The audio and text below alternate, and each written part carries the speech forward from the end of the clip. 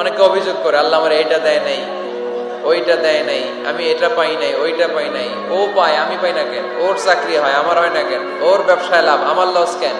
ওর বউ সুন্দরী, আমার টাকা লাগেন? আছে না নাই?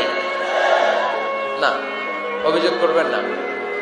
আপনি যে অবস্থানে থেকে অখুশি, আপনি যেই অবস্থানে থেকে আল্লাহর কাছে অভিযোগ করতেছেন, আপনার এই অবস্থানে আসার জন্য অনেকে আল্লাহর কাছে দোয়া করতেছে, ঠিক কিনা?